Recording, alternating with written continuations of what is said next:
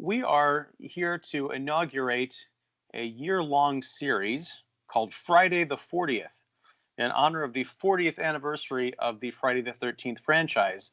I was looking over my calendar last year trying to think of some anniversary movies, and I realized that there are, in fact, 12 entries in the Friday the 13th franchise, if you count the remake and the Freddy versus Jason and all that good stuff. So I figured, well, let's try something a little different. And I want to invite my resident Friday fan, 80s horror freak colleague and friend Lee Shoquist of ChicagoFilm.com to go on this journey with me. And you're crazy Ralph enough to do it. Wow, I'm so lucky to be able to do this because I'm talking about this stuff all day long to myself. So basically, we're going to do it together for everybody else. So yeah. So it's crazy because we're going through one movie a month, essentially, and talking about it. And this is giving me an opportunity to revisit movies that I've seen, a dozen times or more each since I've been alive. This is like the horror equivalent of my Star Wars. But watching especially the first one again as an adult, I mean, I haven't seen it all the way through in probably 10 years.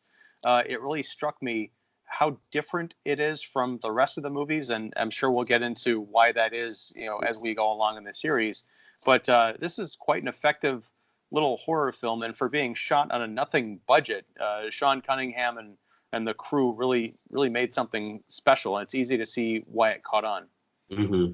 I mean, you're right. I mean, this was a leap of faith, and it was, as they will tell you, they set out to do one thing, which was, well, two things. One, to make a lot of money, and number two, to rip off Halloween. I mean, when Victor Miller and Sean Cunningham sat down at the kitchen table and started brainstorming, that was square one. Here we've got a super successful movie that was made for peanuts just a couple years ago. I guess it was 1978 when Halloween was released. And that's what they did. So they followed that formula, and they followed it pretty effectively. And I think they capitalized on some elements of it, and some elements are a little different. But we'll talk about that. So, yeah. So, what was your first experience with the original Friday the 13th? Well, I'm glad that you asked. And I'm glad I asked. I'm really ready for you. And that is kind of a can of worms you're asking. But so I was, in 1980, giving myself away. I guess I was 11 and a half years old, about to turn 12. And that would have been in November. So this movie was in May. And, like a lot of us, I was not able to see this movie because I basically was not old enough. And if you followed the rule to the letter, and I guess I was a rule follower as a kid. You were forbidden to see these rated R films, and so if you were a young kid who could see the TV advertisements for Friday the 13th, you would have no options to see it other than sneak in, maybe get caught, maybe get grounded, or look at Fangoria magazine, right? And so I was able to see these things, which I still have to this day, which are just my favorite things in the world. So my first education to this movie was just a whole series of stills, and you would go into Fangoria magazine, and you would just pore over these pages, right? That would have, and you can probably see if I look a little closer here, all the cool makeup effects that were going on in the movie. So here's another one. This is, one that I had as a kid, which I never let go of, and certainly you can see as it come in a little bit closer. Not only would you look at those pictures and memorize them, but you would memorize every word in the article, right? So you would just, and here's another one right here. This is one of the famous ones here. So you can tell, I mean, it was even the cover story here. So this just built the mystique for the movie you wanted to see, right? And that didn't mean you got to see it. And so it took a couple years for me to see it until we were able to get this really cool system, which doesn't exist anymore, but I still love, which is the CED, capacitance electronic disc from RCA, Friday the 13th. And someone in the neighborhood had this disc, and we happened to have the player. So I was able to see the movie for the first time on this super cool disc, which I've still got. And yeah, so that was when I first saw it. And I just thought it was the greatest thing I'd ever seen, right? Like you and everybody else. So let me ask you this. Because you had read Fangoria and Monsters magazine, like on the cover, this thing that strikes me about that cover of Monsters magazine, was that the same year as Friday the 13th came out, or was that afterwards? Same year. Okay. So So yeah, here it is. Well, this is May 1980. I guess this. Yeah, it was May 1980 because I mean I think the film came out in May 1980. It was May 5th or May 5th, 1980. So it was the dollar was it $1.95 to buy this magazine, and it was right there during the month of opening. So Because I guess my question is, because Jason's childhood deformed jumping out of the lake head is right there on the cover, and that's the big surprise of the end of the movie. So when you saw this, and this was before you actually got to see the movie, did you think it was about this little kid running around and hacking up people, or how much did the articles give away that you were reading about this? Did you have an expectation watching the movie, like, wait, where's this gross looking kid? well, I mean, the articles would give away the whole movie. So the article was essentially Jack and Marcy go to the cabin. A sound is in the cabin. I mean, the whole entire movie would follow plot points, and Fangoria was a little more in depth. Famous Monsters was more like plot driven. So I think when I saw that picture, I just thought that was all big part of the mishmash of like all those cool, super cool effects, right? And so I wanted to know everything about it. There was no such thing at that time as being worried about spoilers. You wanted to know every single thing you could know about it, almost as if you were seeing the movie through seeing the photos and reading the articles. It was the next best thing, right? And so the number of hours I spent with those magazines, I mean, literally, I just pulled these things out of my parents' attic probably 5 years ago, and the ones that seemed to have gotten misplaced, I recollected all of them. But yeah, I mean, I felt like, I wanted to know everything, and everything was there, right? So let me ask you this: why horror? What was it about that genre? Was it the taboo nature of it that you can't see it, so you want to see it, or was there something about monster movies or slasher movies that really ignited your imagination? Yeah. So here's the deal. Like you remember Siskel and Ebert had a very famous show in 1980, which was about what they called the mad slasher genre. And Friday the 13th and I Spit on Your Grave were two of the poster children on that episode for the movies that you definitely wanted to stay away from. They were called on that episode exploitation movies. They called them women in danger films. They said that they were objectified women, that they were sleazy, that they were all of these things that made anybody want to see them, right? I mean, that was great publicity for those movies. And that was down a long list of slasher movies from Terror Train to He Knows You're Alone, and even other horror films were lumped in there, like The Howling, which they later came back and said, look, it's actually a pretty good movie. So I think number one, as a teenage boy, like a lot of us at the time, were fascinated by gore effects for whatever unknown reason that was. But I think my curiosity in combination with the magazines was piqued by this Women in Danger show that, and you can still Google that and see it on YouTube, that Siskel and Ebert had done. I told Roger Ebert about that many years later, of course, when we became colleagues, and he got a kind of a chuckle out of it. But that, I don't know, was kind of a combination of forbidden and super cool. And I loved movies, of course, like you probably did, and genre movies, like sci-fi movies, and all the stuff of the day, from Jaws to Raiders of the Lost Ark to all those kind of experiences. And this was just another one. And it seemed like that entire heyday that started in 1978 just plugged into something in me that I probably can't even tell you now, because I still feel 13 when I watch these movies. But I don't know what it was. Yeah, it's tough because it does feel, it is very much a young kid's thing. Like, I can't imagine watching this for the first time as an adult and being as into it as when I was younger. I get a different sensation out of it watching it now. But yeah, I think the first Friday movie I ever saw was The Final Chapter, because it came on cable. I convinced my parents to let me watch it. I think I was 8 or 9 years old, and we sat down to watch it together. And I barely got 10 minutes in before I was jumping under the blankets, and my dad's like, "No, we're turning this off. Forget about it." And a couple of years later, I went and I started from the very beginning. But yeah, there is that whole mystique, the taboo of people being stalked in the woods and dying horrifically. And because when you're a little kid, you don't have that sense. Well, maybe some people do, but a lot of people probably don't. That sense of death being something that's that's really tragic and sad and scary. It can be very cool when you're watching it in the movie, like, oh, I'm going to get people get killed in many creative ways, and it's going to be awesome. Whereas now I can appreciate it, but it has a different tinge the closer I get to the grave.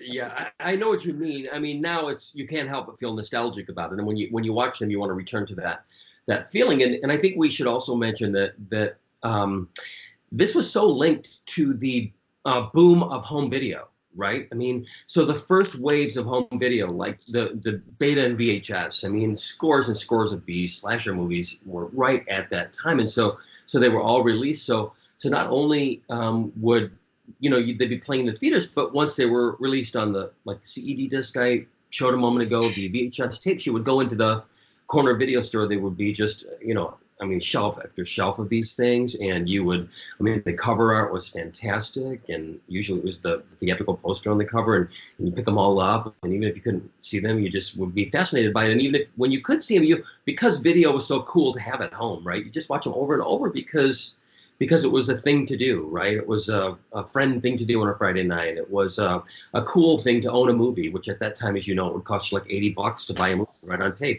And so it was all kind of tied up to that too. So the number of times you say, you watch them, I mean, we would, as you know, we would just keep watching them because we owned them, and it was a cool thing, right? Oh yeah, and I remember I didn't do this all the time with horror movies, but other types of movies, sure, the ability to rewind and fast forward and just go watch certain scenes over and over again. You wear out the tape, you get the the fuzzy lines and from constant use. But yeah, I know with Friday the 13th, and I remember doing that with Alien, like the chest burster scene. I would keep rewinding to watch how they did certain things. I'm looking at that poster behind you. Is that an original theatrical poster? So it's a replica, but it's basically on like a cork board or something like that. I just hauled it out of my video closet and stuck it here behind me. But so it's not a one sheet, but it's a replica of the one sheet, right? So I think I have the folded one sheet back there too. But yeah, this is on some kind of, I don't know, some kind of board, right?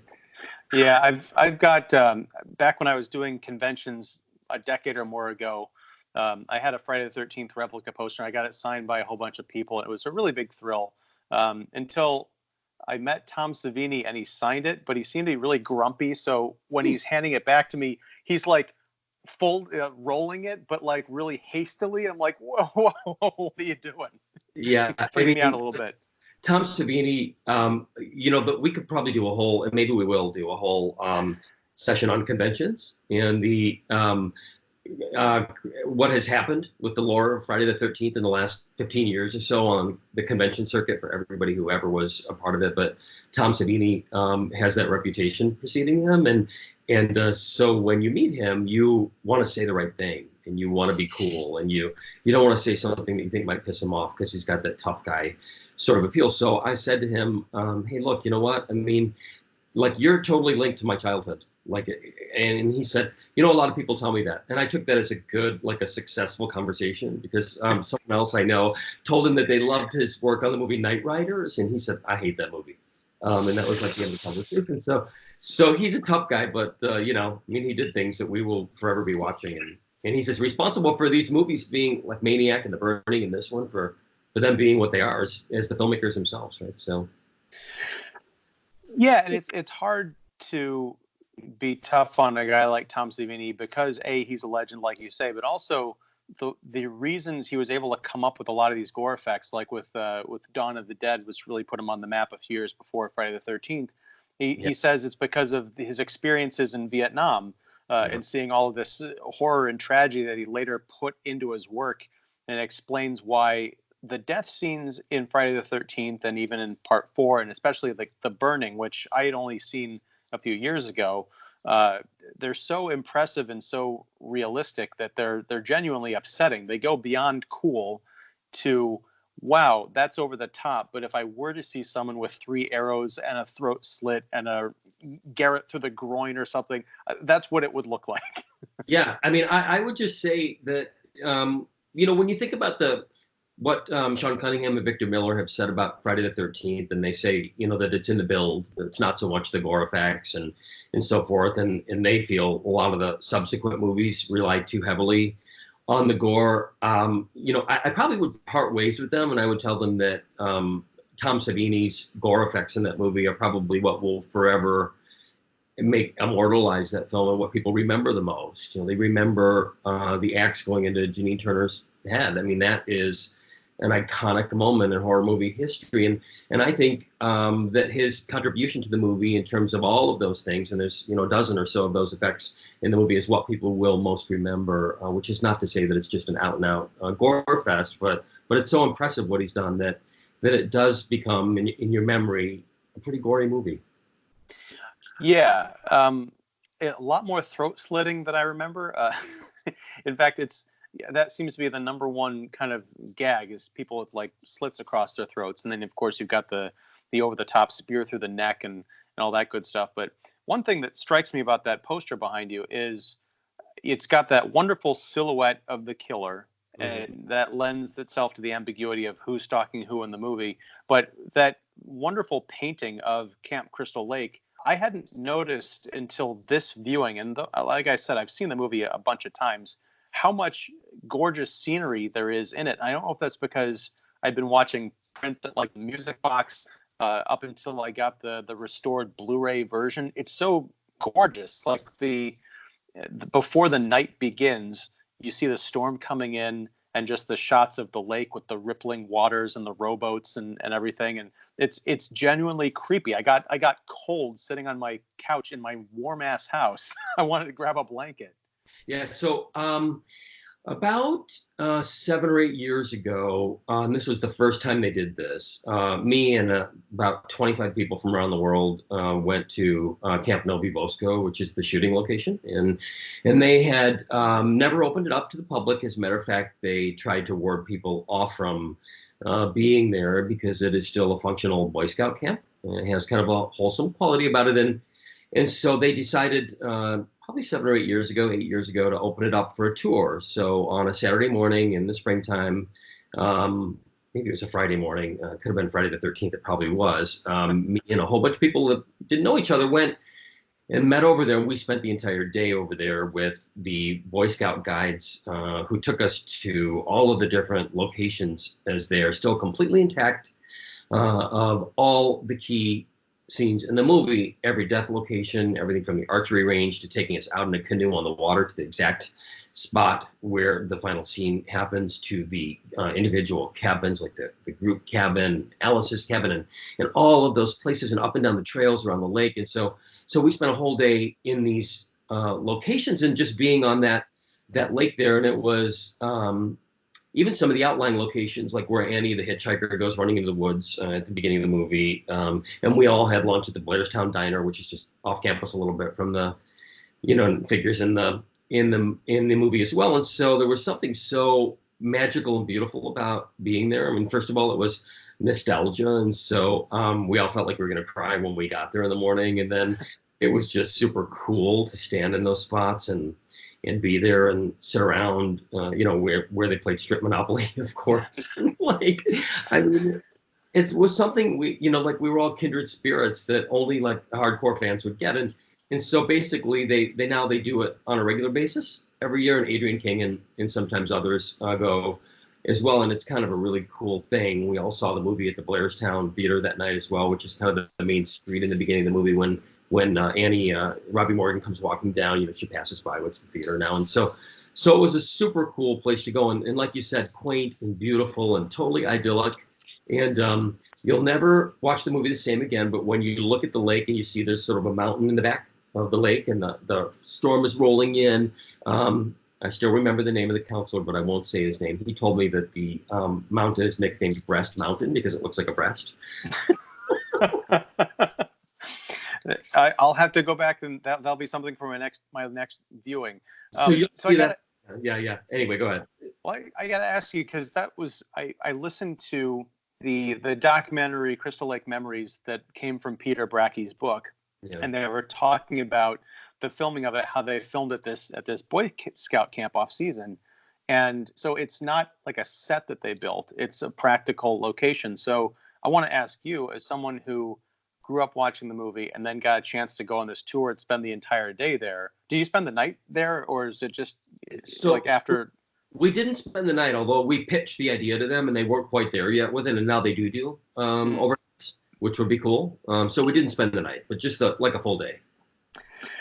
Because even just being in that area with a group of friends or fellow fans, I can imagine it'd be kind of eerie because just watching the movie, it's a beautiful location, but it does feel very isolated and wooden, and like people could be watching you from anywhere. Did you get any of those kind of heebie-jeebies, or was it all just like, oh, this is fun and nothing's gonna happen? I mean, it was fun, but I have to say, like, so we were in a group, and there was so much fun in the group for a lot of it. But I did a part of it by myself because a part of it was not quite the tour. It was the area where Annie jumps out of the Jeep, and she goes running into the woods at the beginning of the film, and they stopped and they said, like, here's where it is. It's like down this way. So when I left that day, I went through that area myself, and you know the whole sequence and what happens and with her being chased through. And so I kind of ran through. I did a little shooting myself of that. I kind of replicated it. And there was something really eerie about being in that particular spot, like alone at that moment. And so, yeah, it does have that mystique about it. It's almost like the legend of the movie is like the legend they tell of the story of Jason through some subsequent, you know, the feeling of the place. It's like that legend of the movie and of those characters. It feels real in a way, and so just to be there, to stand in the archery range where you know that Laurie Bertram stood when the arrow was coming through, of course, and to be in all those places. I mean, so there is some kind of quality about it that just it's fun, but it also has a little creep factor to it, right? Yeah, for sure. I don't know if I could have done what you did. How did you find your way back? Because when Annie jumps out and goes into the woods, she's hobbling for quite a bit. It seems like she gets kind of turned around. I think that's how she gets things turned on her. It seems like she got genuinely lost. Yeah, I probably went about 100 yards, and unlike her, I was kind of looking around all around me at 360 the whole time. So I left my car there on the side of the road where she jumps out, and so I never felt like I was in fear of not making my way back, but I was conscious of where I was, right? So.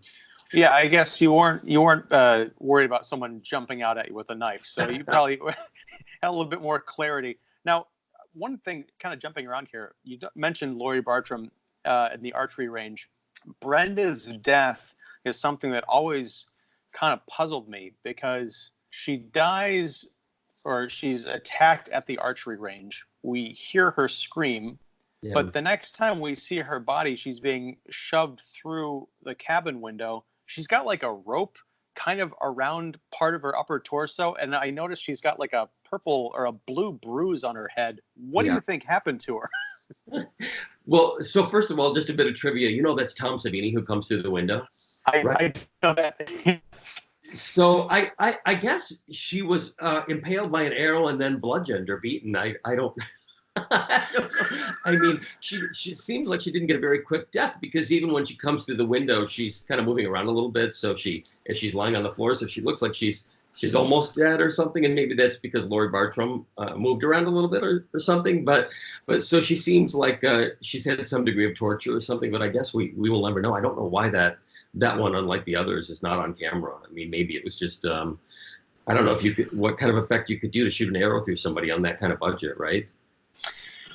Yeah, it wasn't until I think like 3 years later that Sleepaway Camp did that wonderful. I still don't know how they did the arrow through the neck shot because Do you know how? Stepping aside from this movie, do you know how they pulled that off? I don't know how they did that. You might remember in part 3 of Friday the 13th, there's a spear gun to the eye.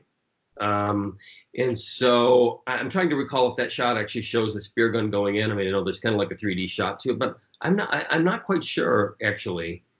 I think the spear gun, I think they shot. It was all, from what I remember, in the editing because Jason points it at the camera. It goes through in that 3D effect shot, and then was it Vera? What was her name? The one who? Yeah.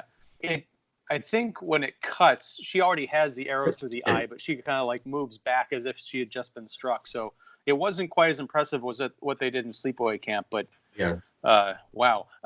So yeah, that's the Brenda death always puzzled me. Going back to the Fangoria magazine, I had bought, I think years later after they'd had like 7 or 8 movies, it was Fangoria or Gore Zone. They had like a retrospective on the series, and they had a still of Laurie Bartram in that scene, and I always thought it was freaky because she was like smiling. It was like an on-set photo of her, with the Yeah. full, full bruise makeup and everything, and like little bits of glass everywhere. It looked horrible, but she had a smile on her face, and that always freaked me out.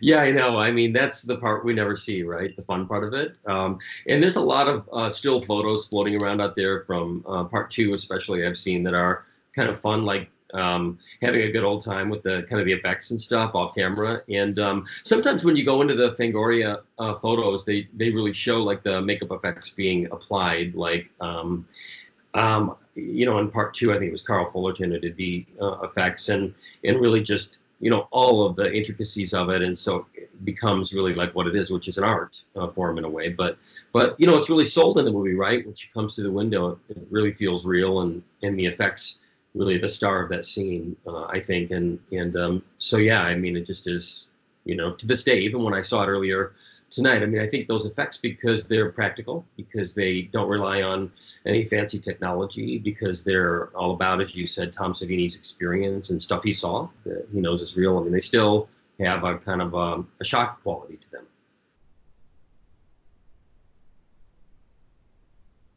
Yeah. Sorry, you froze up there for just a second. I got what you're saying, though. Yeah. Yeah.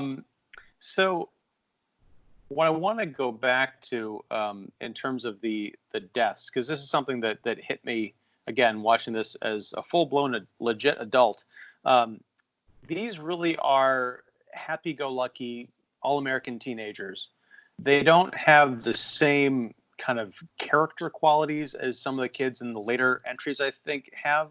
There's not like the overt jock character, the overt sex pot character, the really annoying, prankster. I mean, I guess that's sort of Ned, but you get the feeling that these are fully fleshed out people that we're just meeting briefly before they die.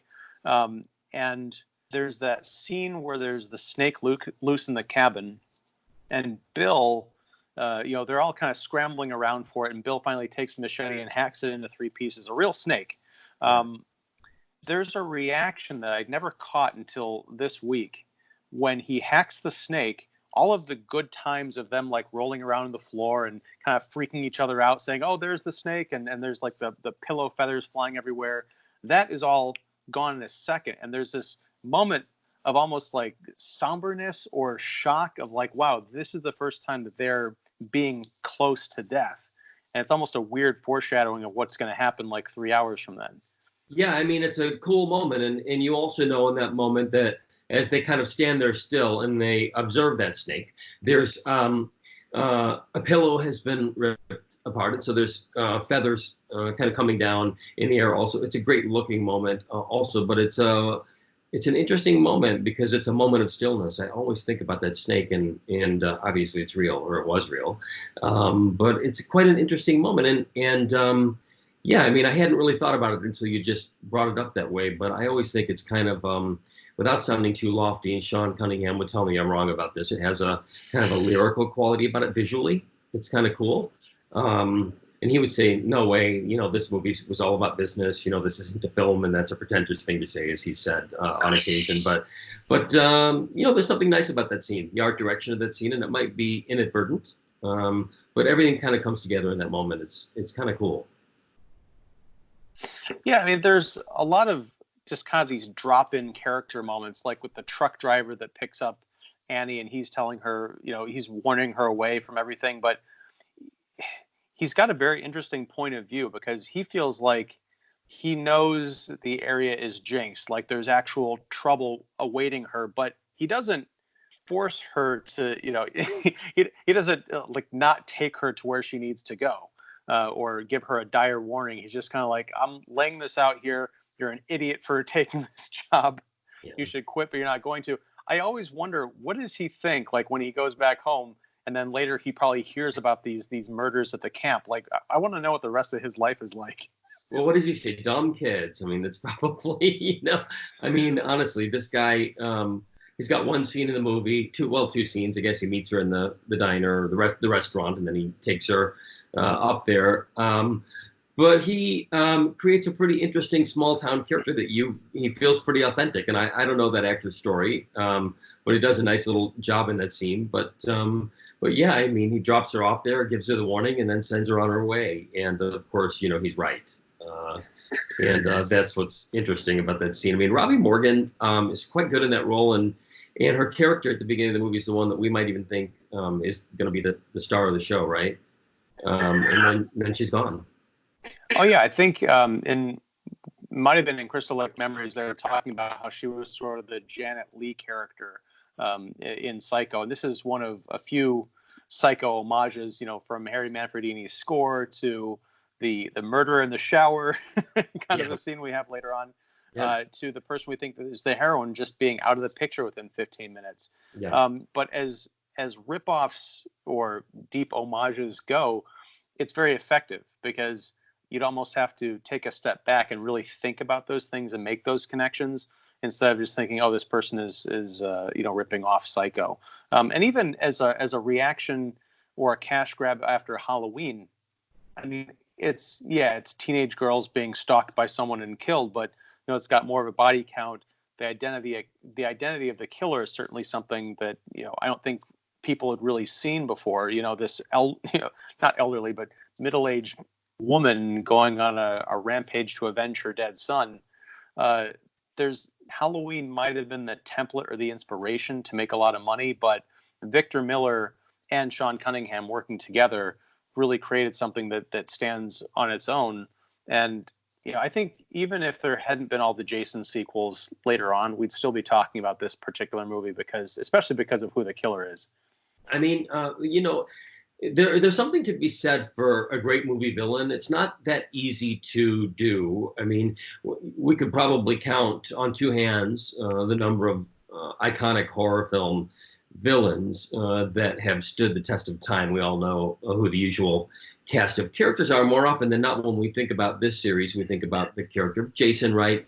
But there would be no Jason, of course, if there weren't character Pamela Voorhees, and there would be no character Pamela Voorhees if Betsy Palmer hadn't created such an indelible villain. And as you know, her modus operandi in creating that character was quite old school. She was the matriarch on the last 10 days of the set, somebody with the method acting training and background, and somebody who had an image, even one that Sean Cunningham and Victor Miller knew well as a kind of nice lady, nice good girl from television and from former film history. And suddenly she subverted all of that by giving us this villainous character, but she never really saw it as a cold-hearted villain. She created an entire backstory, as you probably know, also for this woman who's had a very troubled past and troubled birth and family story, and she knew every detail of what made Pamela Voorhees tick and what the relationship was with that son who was born troubled also in the lore of the story. And so she took the character very seriously, and she didn't want it to be a kind of off-the-shelf villain. And so I think that's quite interesting because it is unexpected. And when we meet her at the end of the movie, and the story that she tells is substantive. It's probably the most substantive character part of the movie. And as some might say, characters are not important in a movie like this, but some might also say that the horror film or the action film is only ever as good as its villain. The villain has got to match the protagonist in some way. And in this particular case, Mrs. Voorhees certainly, and the sweater that she wears, and certainly her death will go on forever in the lore of horror film history. I mean, she just is sublimely great in that role. And as you also know, it created quite a firestorm with Gene Siskel, who, I mean, everybody knows this already, but was so incensed by the film and by Sean Cunningham himself that he encouraged people to reach out directly to Betsy Palmer, which they did. And at the end of the day, she had a good time with it. And she was able to buy herself a new car, which was just what she wanted. And the car, I think, was $9,950, and she got paid $10,000 for the movie, so it all worked out. I didn't know that thing about the car. That's great. With Betsy Palmer, I mean, she's someone who I pretty much only knew her from Friday the 13th until, and I can't remember which game show it was, but it was from the 50s. I saw it on, I think, the Buzzer Network, one of the free game show channels a couple of years ago. And she was on a string of this one particular series as like the celebrity panelist, like trying to guess clues and stuff. I was like, oh my God, that's Mrs. Voorhees. And she's a babe. Yeah. I mean, she hadn't been in the movies since the '60s, and she really wanted this car, which was a Volkswagen Scirocco. And so she told her agent, look, her agent said there's a movie and it could be about $10,000. And she said, well, the car is $10,000. And, what's the movie? And the pitch, the agent gave her the pitch or the script. And she said, well, this isn't any good, but no one's ever going to see it. So I'll just go over and do it. And so she did it. Of course, it became the thing that she was most known for, that went on for decades until her death just a few years ago. Even Betsy Palmer was on the convention circuit with all the other actors, and would often be paired with Adrienne King as well, with whom she remained lifelong friends. I mean, there's just so much history to that relationship and that particular character. She never thought the movie would amount to anything. She saw the movie, as the story goes, with her daughter on Mother's Day, with only 5 other people in the audience, young boys, she said. And when they walked out of the movie, she said, look, nobody laughed. Nobody screamed. I told you it wasn't going to be very good. And then, of course, it became a monster hit immediately. And the rest is history. Yeah, that was one of my great convention going pleasures, was actually getting to meet her and Adrienne and a bunch of other people from that movie, and sit in on a panel and listen to them tell stories. And she's very, very sweet. But Mrs. Voorhees freaked me the hell out when I was a kid, and I saw her in this movie. One thing that I wanted to ask you about: Alice is the last survivor. She's the survivor girl of this story. And when Mrs. Voorhees is, she kind of reveals her intentions to kill Alice, it almost seems like she doesn't want to kill her right away. Not that she's going to let her go, but she's trying to it seems like she's trying to get her to come with her. Like, it'll be easier on you than it was with the others or something. I never quite understood that. Where do you think that was going? She takes the time to toy with her or talk to her. I mean, this is the classic scene that's required at the end of many movies like this, where I think Roger Ebert used to call it the talking villain, who would tell the story of the wise in the house. I mean, and of course that's exposition for our benefit, right? Because we need to know all the wise in the house. So she takes the time to speak to her. I mean, theoretically, she could just kill her outright, like she's killed everybody else in the story, and then call it a day. So I think I think that relationship is a function of the plot, and just to drive the narrative forward. But that being said, there's many moments between the two of them that are really terrific, like Adrienne kind of slowly backing away from Betsy as she's moving toward her, telling her the story. The moment where Betsy kind of grabs her, then catches herself and takes Adrienne's hair and just kind of puts it on the side of her face. The way she calls her a dear, in this kind of grandmotherly sort of way. I mean, there's really something very fascinating about her approach to that character and the dynamic between the two of them. And, we can't short shrift Adrienne in those scenes, because her survival instinct has kicked in those scenes. And I think she really, this is just a mano a mano, as you would call it, between the two of them in terms of their acting in those moments. And I think Adrienne just is, as you know, across the movie, pure goodness in the movie. I think there's one element about her character we should talk about that I found a little surprising when I dug in and did some of the research, which is that Sean Cunningham never felt that she was the virginal character in the story. And I'm not sure that was ever intended. Now, the entire genre has gotten a reputation for that stock character of the virginal character who survives. And there's a link between that always. And of course, there's always a discussion about whether the movies are about sex equaling death. And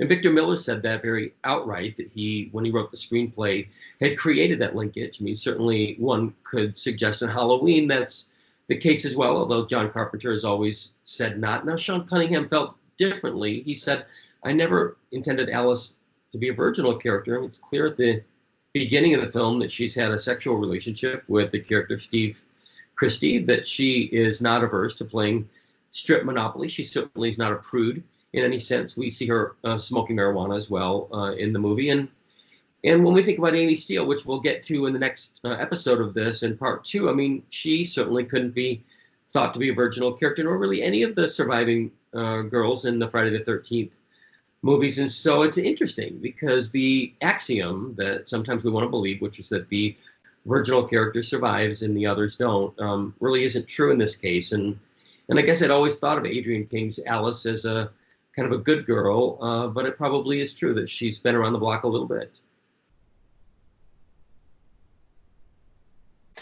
Definitely. And I think in terms of the, that reputation of, the kids who have sex and drink and smoke, they're the ones that get killed. That may have just been another symptom of the photocopy nature of the Friday the 13th and the Halloweens, movies that want to imitate that by upping the ante. Like, okay, everyone's got to get, naked, and we'll just have like one character not do that to just have some kind of a contrast.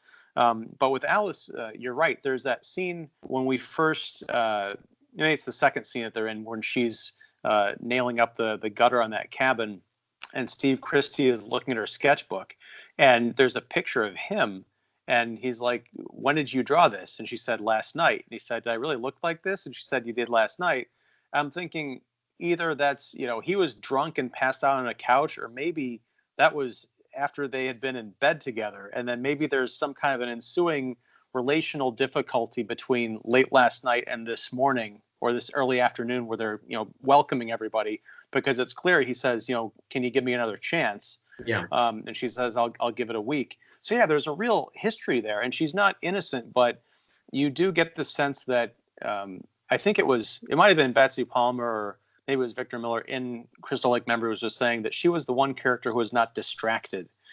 So she was very much, even though she had that joint and everything, she was always constantly on the lookout, and being very smart about things. And she's insanely resourceful. That's something that struck me about the kids in this movie is, they're going out and starting, 50-year-old generators when they don't work. They're, they're fixing stuff. Yeah. They're really doing things with their hands. They're not like they're always kids in, say, the remake. Yeah, so they're painting, building, painting, all of it, Right. I mean, in the later movies and in that remake from 2009, which we'll get to at the end of the year, they're just hanging out and smoking dope and screwing. And I don't think they could be trusted to, unclog a backed up toilet if they had to. Yes, right.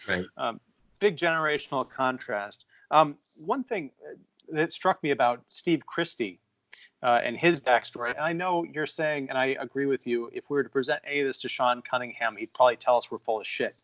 But maybe not with Victor Miller, because I feel like there's a lot more writing going on in this movie that people get credit for. Because it might have been the truck driver was talking about how Christie was crazy and that he was, he's going to end up like his family, broke and sad and poor or something like that. I got the feeling that his family owned Camp Crystal Lake, and he's reopening it as part of that tradition or something. So when Mrs. Voorhees kills him, she introduces herself as a friend of the Christies. Yes. I don't know if that's a lie, but I could kind of believe it. And so there's like this real family bad blood going on. Like her, Mrs. Voorhees' son died at the camp that her friends owned, and now she's taking out their son to kind of even the playing field, intentionally or not. I had never thought of that until you had said that, and you're right. He does. The truck driver does say that at the beginning, right? He says, that there's some kind of family history there, and the interesting thing and the fun thing is that when Steve is killed in that point of view shot where it's just in the rain as he's coming out of the diner, I mean, his last words are, "Hi, what are you doing out in this mess?" So obviously it's somebody he knows. I mean, there's a lot of fun in that moment because at the 2/3 of the way through the film, we don't know who's doing this. We don't know if it's some anonymous phantom or escapee from what have you.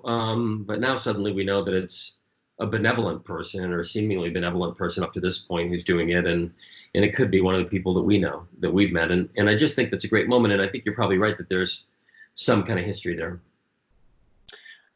One other question I have, and this may get way far afield from what anyone had intentioned, but it bugged me after watching this movie. Why wasn't Alice a suspect in the Camp Blood murders? She's the only person left alive in this horrible crime scene. She's just out there floating on the boat when the cops find her. when she wakes up in the hospital, she should be handcuffed to that bed unless they've already done a thorough investigation. You're right, because as they say, ma'am, we didn't find any boy, right? So she's the only one who's left out there. And then, of course, as we know, she's living scot-free at the beginning of the second movie. You're right. You're right. I mean, maybe they just assumed that, in 1979, 1980 at this time, that she just wouldn't be capable of doing something like that. And that could be the truth of it, too. I want to mention something you brought up earlier, because I think it's really worth talking about. And it's about the profile and disposition of the young people in this movie versus in the later movies. And I have a theory about, I guess, the evolution of teenagers in horror films up to the present. And most of the time, the reason why these movies don't work for me today is because there is a hip cynicism, an over-sophistication to teenagers in movies today. Part of it is an overconfidence in young actors today, and that's in any movie, not just in horror films. There's obviously a reliance on technology that the characters have in the movies today, and they just seem to be, and now I'll sound like the old guy yelling at the sky, but they seem to be like young millennials who just, usually have the world on a string and have, are really sure of everything. Now, these kids in Friday the 13th, in Halloween, and maybe a little bit after the first Friday the 13th, were pretty innocent. They were of the time. They were young people who were living in a world that wasn't as sophisticated. They were pretty basic. They were just nice kids. And certainly, just to give a shout to Adrienne. This is the quintessential late 70s Dorothy Hamill Wedge haircut. All-American, fresh-faced young actress and character, right? And so there's something very appealing about that. Kevin Bacon has that same quality in the movie also, and most of them do. And something a little bit later, either there is a culture shift where teenagers changed in the culture, and it just happens to, by osmosis, mean that they changed in horror films too. Something is different. So when we look back at those movies from 77 or 78 to 82, they were pretty basic in a very appealing way, and they were just nice kids. And now later, they're a little hipper. I said that once to Sean Cunningham, and I don't think he was on that wavelength when I mentioned it to him. But I think that as the kids get more sure of themselves, they're less sympathetic. They're less empathetic, a little more annoying, and a little less worthy of us wanting to see them survive. And so, that's my take anyway. And I would say that's 95% of modern horror films, and 95% of older horror films from that earlier era have the other kind of teenagers. That's why I go back to them and watch them so much, because I like the people in them. And that's a great point. I think that's something that we should put a pin in and track as we go through this series, to see if we can maybe find a break in, if these movies can at all chart the audience that they were built for. When did this happen? Why did it happen? Yeah, right. What the hell happened? Yeah, that's a great point. And it seems to me that I don't have any specific examples, but I should go back and test this thesis that the survivor people in modern horror movies are the ones who most represent the ultra innocent kind of person that they more resemble characters from earlier horror movies who would just be the general cast. Yeah. Because they don't fit in with the people that there's such a heavy contrast between, the ultra virginal, ultra responsible person and then the just complete dweeb who's always on his phone. Yeah, right. Right. I mean, we could go back and look at, and it would be interesting to look at who dies first in these movies, and who dies why. I mean, there's so many patterns to this stuff. I mean, I think this is why these things were able to be made so quickly and cheaply, is because the formula was established. And then everything is just sort of plugged in after that. But as we all know, there's a habit of the African-American character dying first whenever there's an African-American character in these movies. And that's not just in Friday the 13th movies, of course. So it would be really interesting to look at those patterns, to your point. And that's something I actually thought about watching this movie. is I don't remember, and we'll get there, but were there any black characters in these movies up until part 3 when we see the biker gang? Yeah, I mean, not in the first two movies, right? So these are all white casts in both of these movies. And that's interesting because, I mean, nowhere would you say that, and even if you look back at, well, I guess if you look at Sleepaway Camp, they're all Italians who are the counselors. So, I mean, I think there were all different types of counselors. And I know Sean Cunningham, they hired a casting agency for this movie, and they found all East Coast actors, of course, Adrian and lots of others who were just beginning their off-Broadway and soap opera careers, and they were all East Coasters. But certainly, I think at the time, there wasn't a sense of diversity in the ranks. And now, of course, when you look at these movies, there really is, and this is a sea change in the culture as well. But I don't remember... yes, part 3 would have been the first time, and then, of course, we know in subsequent movies, Friday the 13th movies, there were as well, like Miguel Nunes, who's so memorable in part 5 also. So that's an interesting point. I hadn't really thought about it until you just mentioned it. Yeah, because I wonder if the diversity pendulum over the last 40 years maybe has swung a little bit too far in the opposite direction, because I see casts in horror movies now. I'm like, these people are hanging out with every type of person you could ever possibly meet, are all in this circle of friends. Okay, and maybe that's the case, but you know you're going to get a bunch of Twitter hate over what you just said, right? yes, yeah, I do. I say bring it on. No, I'm not saying there's anything wrong with that. I'm just saying that if we're talking about a reflection of the times, if you're talking about the independent film scene, you've got a bunch of white filmmakers at the late 70s. They're going to kind of grab who they know and who they're familiar with. And now today, you've got an ultra cultural awareness of the need for inclusion and that kind of stuff. So I'm not saying it's overrepresentation. I'm just saying that it is like representation to the max. Like nobody's left out. So I'm going to, I'll just say something that, again, in the spirit of, it'll sound politically incorrect, although I'm just going to say what they've said.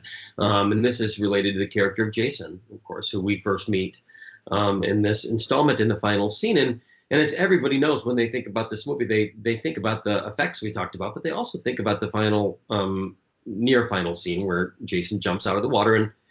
And Ari Lehman, of course, played Jason in that moment. And the character of Jason, as originally written, was just, and I have to be careful how I say this, an ordinary kid, right? But that character evolved into a challenged kid, and mentally and physically challenged kid, as you might call him. Now, they've used other words. They use the word mongoloid, for example, as they described him. And there are different folks who've tried to take credit for the evolution of that character. Tom Savini certainly is someone who had an idea about it and what he could do physically with the makeup to create this visage of what he thought would be frightening or creepy. So there's a couple others who also who've said that it was their idea to evolve that character that way. And I think the point is that he was evolved into something that I'm not sure whether that would be the case today. That character would be evolved as he is, and I don't know quite exactly how to define him or what his issues are. Certainly, when we get to part 2, we'll talk about that, because we see him as an adult with the bag off his head, and also in other movies too, although his appearance changes. But he certainly is a special, challenged type of character. They didn't really pull any punches about the fact that they made him such. And that was something I thought was really interesting, and probably the most troubling aspect of it. Now, I'm going to get up on my PC soapbox and say, when Tom Savini was talking about conceptualizing what this kid would look like jumping out of the water, I think it was when Betsy Palmer first saw the makeup or the drawing or something. She's like, "What's wrong with him?" And they said, "Oh, he's a mongoloid or hydrocephaloid or something like that." The kind of distorted skull and everything, trying to make a more horrific or unusual image, which is quite offensive to people who were, born with deformities. Like, oh, he's so ugly, because he's got, problems. I think it's much safer now that he's kind of just become a zombie. His deformities are mostly down to rot and toxic waste and things like that. I would say that, in the modern telling, I can't remember if they addressed this in the remake, if he was, if he had special needs or not. Certainly in Freddy versus Jason, they went all out, went some kind of disgusting avenues with the character of young Jason, especially. But I feel like nowadays they could just make him a boy who drowned, and that's horrific on its own. Yes. He could drown and he could come up out of the water and still be deformed only because he's spent, however many years at the bottom of a lake, having seaweed and shit grow out of him. You don't need to have that extra, Yeah. creep factor to him. Yeah. I mean, the creep factor to him, and we will all have different opinions about which Jason we like best, which movie and who played him. And my favorite Jason by a long shot is Warrington Gillette at the end of part 2, but we'll get to that in the next episode. But the monster factor or the creep factor of how Jason looks, I mean, today it would be a little different to create a character like that, because obviously when the bag comes off, there's a physical deformity, and this isn't the world that we're in anymore, regardless of what it is. I mean, maybe you could say we're in a horror film, so the rules are different, and we can create stuff in horror films that have always traditionally been there. But yeah, it's just an interesting thing to think of. And sometimes we just train our contemporary lens on stuff that's of a different time, and we say, yeah, that's interesting. Sometimes we look at Oscar winners that would never be an Oscar winner now because of what it's saying. But we have to remember who we were as a culture at the time that happened, when it was written. And so it's a different world, right? Yeah, and I've got to say, well, when I prefaced, like I said, I was getting my PC soapbox. I completely understand what you're saying, and that's one of the most annoying parts about our contemporary culture is when people try and cancel things that are 50 years old. Because they don't have the context of the society. And I'm not saying there's a defense of that. It's just that those were the times they lived in, kind of a thing. That's kind of a weak defense. But yeah. Listening to the backstory of Jason's creation recently, it just seemed a little bit weird and unfortunate that they're like, oh, I know how to make this guy cool. We'll just make him, special. Right. Yeah. No, I mean, there were lots of ways to describe that character at that time, and you would never describe that character that way today. I mean, and so I agree with you. One thing I want to say before we wrap up, I think, is this may be the only Friday the 13th discussion in history, possibly, where we do not mention, I'm going to say his name, but we don't get in depth about Kevin Bacon. Well, there's still time. Look, I mean, let's say the things people would normally say. Let's talk about that cool effect, okay? Which is one of the great effects in the movie. And you know this, and some who are going to watch this may or may not know it, but the logistical challenges of creating 15 seconds of film, in that particular case, with the 5 crew members under the bed, and the pumping of the blood up through the prosthetic torso, which was lying on the top of the bed with Kevin Bacon's actual torso under. And then, as you know, the moment, there's not enough money to do effects like this more than once. You got to get them right? So the pumping of the blood and the blood all leaking underneath the bed, and then the actual special effects assistant to Sabier blowing the blood up to the tube, and that's why you see it spraying up so much out of Kevin Bacon's throat in that scene, and that just in the extended cut or the uncut version of the movie, the international version, which is what we all see when we watch it on Blu-ray now, is just so fantastically done. I mean, the length of that scene was restored for that cut, and that's quite a great effect. I mean, that think about the number of people under that little twin bunk bed. It's pretty amazing. Yeah. Now, here's something I forgot to look for, and I could go back and watch, I guess, but maybe you caught it. When Marcy and Jack go into that cabin, Ned is already dead. He's on that top bunk, and we can't see him because he's kind of, he's, I guess, further against the wall or something at that point. But is Mrs. Voorhees already underneath the bed? And because we get a look into the room. Can you see anybody under the bed if you look? You can't see anybody, but she's in there because we saw her up on the porch, right? Just a couple scenes before. And then we can just surmise that she's there because we after the murder happens, we have to put all that together. I mean, I love that you mentioned this moment because this is probably the most depraved moment of the entire movie, which is the cutting between Janine Taylor's face during the orgasm to the slashed neck of Mark Nelson above. And then, of course, there's that great shot of the lightning and the score as well. And just, I mean, really that sex and death together in that scene alone. I mean, it's really great. I mean, it sounds perverse, but it is, the way it's shot and edited, really terrific, and a lot of fun to watch. So I always love that. I want to say also about the effect that I really love, which is the axe in the face on Janine Taylor. You know, I talked to Janine Taylor once and I told her, look, every time I see that happen, instead of looking at the axe, I'm looking at your right eye, because you're fluttering like your right eye, like in that moment when you're like falling backwards. And she said, nobody's ever mentioned that. I was fluttering my eye. I just did that on purpose. I wanted to give her like some last moment of life, like I was fluttering my eye. And so I always look at that eye. So next time you see the movie, look at the right eye, right? Because she's like doing something. It's a method, a moment that she's performing there with her right eye as she's getting that effect. I mean, we could go on and on about these effects and how Savini would say, well, you know, do you want a real axe and a fake head, or a fake axe and a real head, or how he did them. But, you know, this is a movie that we should say also is an independent film. You know, this was a movie that was made for a very small amount of money, $500,000. I mean, this was $59.8 million at the box office. That's a lot of money. It made everybody rich. Well, not the actors, but it made the filmmakers in the studio rich. And that was, of course, on the heels of Halloween, which I think was $250,000 up to almost $50 million. So these movies, this is why we got hundreds of them, right? Because they could be done cheaply, and people really loved them. But most of the ones that came after this one were a pretty far fall, even from this one, because the formula just continued to get degraded. It didn't make them any less fun. But when you think about this movie, I mean, it is some kind of, it's not Halloween, that's for sure, but it's a high mark in its own regard. Well, I think one of the, touching on what you said about the other movies aren't quite the same as this one, I think a lot of that comes down to Mrs. Voorhees, not only as a killer with a motive and not just a faceless kind of, we learn about their backstory like a Michael Myers kind of a thing, but we don't get to hear them speak. But there's just something in her eyes as she's, going, crazily, like wrestling with Alice and pounding her head into the sand. And she's got this kind of a gleeful, smile on her face.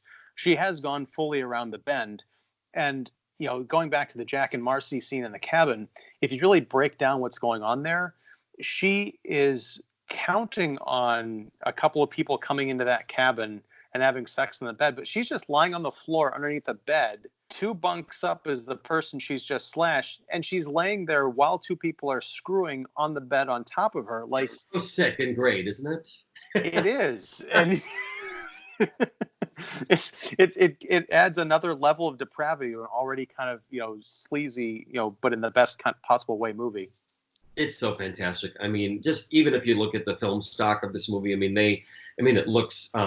And this is not a knock on the movie, because lots of movies look like this that were made on the cheap, but it looks flat and real. I mean, it's not, you can tell in the next movie that there's a little bit more of a budget, and so the lighting design is more sophisticated, and it has a more of a studio look to it. This part 2, which we'll talk about next time, but this one has a flat, drive-in, creepy B-movie feeling to it. It just looks great. I don't know what the film stock is that was used, but I do know that even in terms of lighting the film, Sean Cunningham would say to the DP, look, the DP would say, we need to light it more. We need more light. And Sean would say, well, what's the least amount of light we can get away with and still have people pay for it as a theatrical movie and not look like a home movie? And so,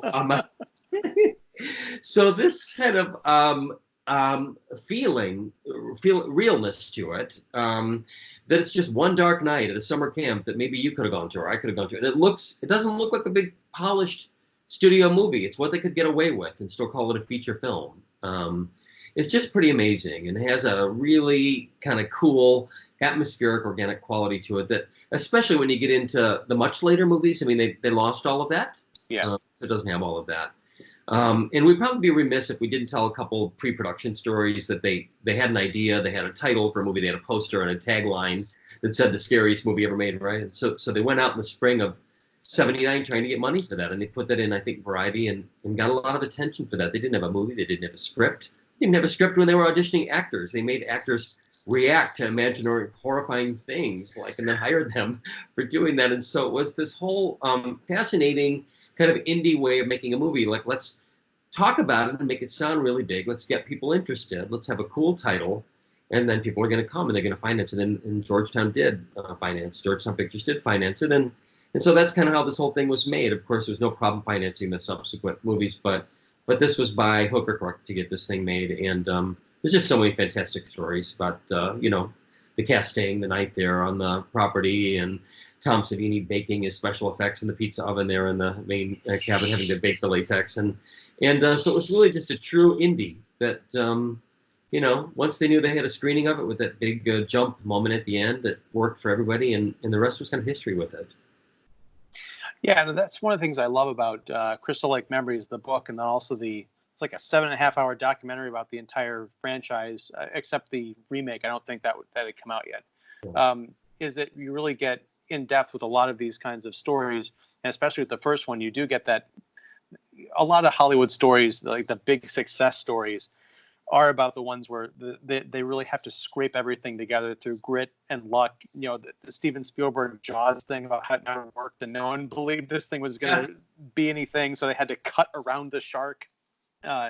Just, it's wonderful. And Friday the 13th, despite what it became, it had a great initial story, a great origin story, and a hell of a film too. I think it kind of gets lumped in and sort of forgotten.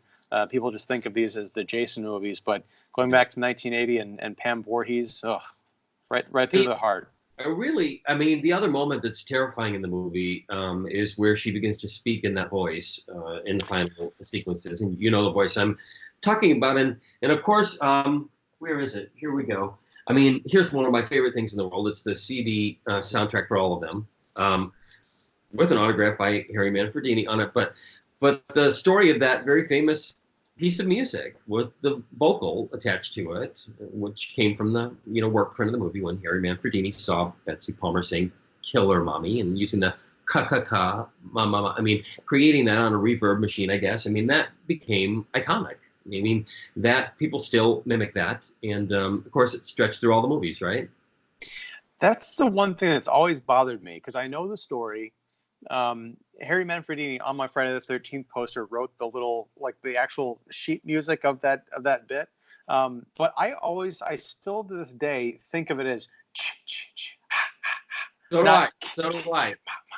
I could never reconcile that. It's almost like that Yanni and Laurel thing from a few years ago. People say it's I'm like, no, it's not. It's kind of like when you learn lyrics to a song and you learn them wrong as a kid, you're going to always say them that way, and you're never going to hear them any other way, right? And so I like you, set up my own way, right? And he can say whatever he wants, but I'm always going to think of it as, what it was. I wanted to show you one other super cool thing.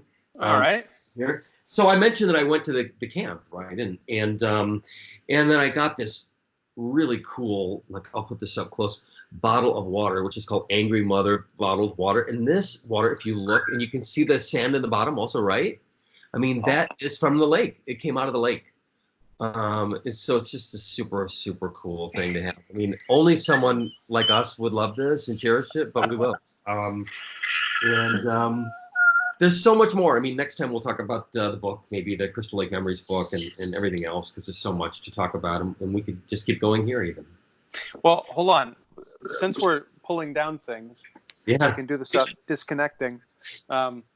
Here's this is my Jason mask, my NECA replica with signatures from Jason or two from each of the movies. Do you have one as well? Should we put them on? I have the mask, but I don't have it signed. But since we're gonna go there, take a look.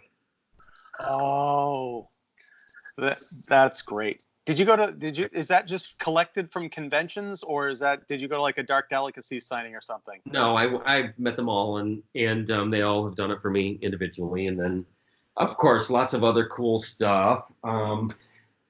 You made me do it, but all this fun stuff, and it's just a million of these kind of really cool things It's very funny. I mean, I want to say one thing, and we'll talk a little more about this as we go. Like, I've been lucky enough to become friends with some of these actors, and we'll talk about a couple of them maybe in time. But it's a very surreal thing because, when you're a kid and you're seeing this stuff, and that was decades ago, you'd never think that you'd even meet them, let alone become friends with them. And in a way, we're in a strange world because we have a profession where we write as journalists, and we're in a respected association, right? And then we go into this other world in a way, and we try to be both of those things. We want to be like the biggest fan of the series, but at the same time, we know our stuff, and we can put on the other hat as well. And sometimes you can do both of those things at the same time, and create a kind of relationship with somebody that you never would have thought you would have had decades ago. And then it all just becomes weirdly surreal and cool. And you know exactly what I'm talking about. And so sometimes we actually become friends with these people, and then we're no longer talking about them like they're the actors in the movie, because we can maybe pick up the phone and ask them about these anecdotes ourselves, right? And that's the case sometimes when you get out there and you start to spend time in this world, or subculture, if you want to call it that. And it's a really cool thing. I'm not embarrassed to say that. It is cool. I mean, I'm not like friends with these folks. I just haven't had that opportunity, but I have met several people at conventions. And one of the things that has always struck me about horror conventions is 98%, maybe 99% of the time, you're going to go there and meet people that, like you said, you grew up watching, and they're going to just be the nicest, loveliest, most appreciative people who will take photos and sign things and just be, just be so cool. You think about horror conventions, you might think, oh, it's just a bunch of antisocial maniacs, skulking around and planning to kill people, but it couldn't be the further from the truth. Well, okay, but I haven't been to a horror con in a little while, so maybe it's changed. But damn millennials, no. Yeah. You also sometimes, I know we're going on long here, but this is such an interesting topic. Sometimes you meet somebody that you really love, right? I mean, you've seen the movie 100 times and you know every word, and you know it better than they do. I mean, and they'll tell you sometimes, I don't know. I only saw it once. I remember once I did an interview with Gary Oldman, and I said, look, when you had that scene in Sid and Nancy, I never forgotten. He said, you know more about it than I do. I only saw it once when it was released. And sometimes you get this reaction, or even, you could get disappointed sometimes because, and then it changes the way that you look at the movie the next time you watch it, or any time that you ever watch it again. And so you always have to be, you evaluate those things, and people are people. And sometimes at conventions, people can be tired, or, whatever might be going on. And so you really see the real person, and 98% of the time it's awesome. And then sometimes the other 2% of the time you have your illusions totally shattered. But it is what it is, Yeah, but at least we'll always have the movies. We will. All 12 of them. So yeah. Yes. So with that, I think this has been a very successful analysis, anecdote session of Yes. part one. Yeah. I would like to dedicate this inaugural episode to my friend Brian, whose birthday is today, the 31st when this episode goes up. So and 31 is an anagram or whatever of 13, so it works out. Perfect. I got to do my spiel for the YouTubes.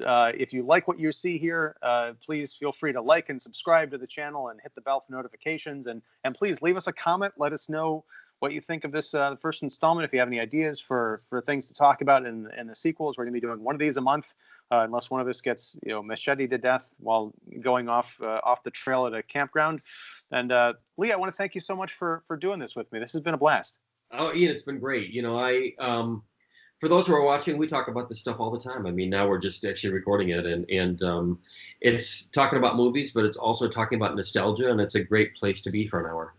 Yeah. Thanks for having me. Yeah. All right, man. Thanks, and we'll talk again very soon. See you next time. All right. Bye. All right. Bye.